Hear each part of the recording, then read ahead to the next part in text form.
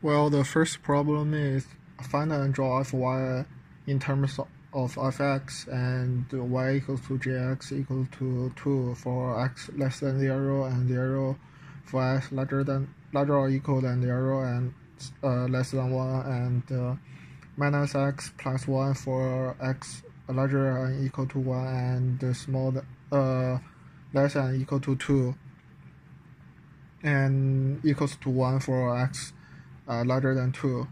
And first we can draw the diagram of the jx, which is when x less than 2 is less than 0 is 2. And also we can find that the range of y is larger and equal to minus 1 and less than equal to 2.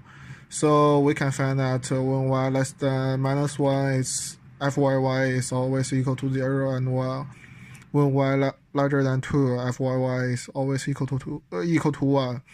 So when y equals to minus 1, the probability y equals to minus 1 is equals to the probability x larger than 2, which is 1 minus fx2.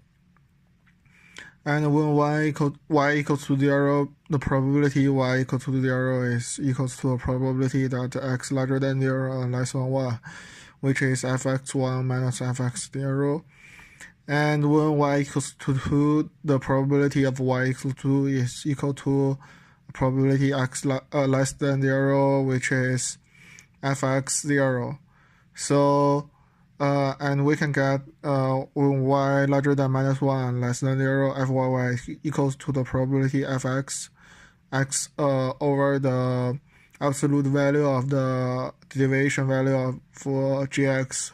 So this is equal to fx 1 minus 1. So we can get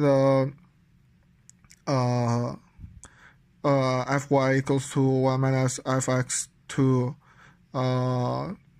when y equals to 1, and fx1 minus fx0 when equal to 0, and fx0 when y equals to 2, and fx1 minus 1 when y larger than minus 1 less than 0, and 0 in otherwise. Also, we can draw the diagram like this.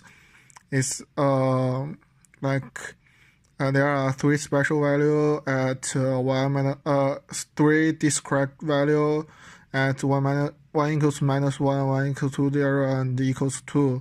So this is the diagram for fyy.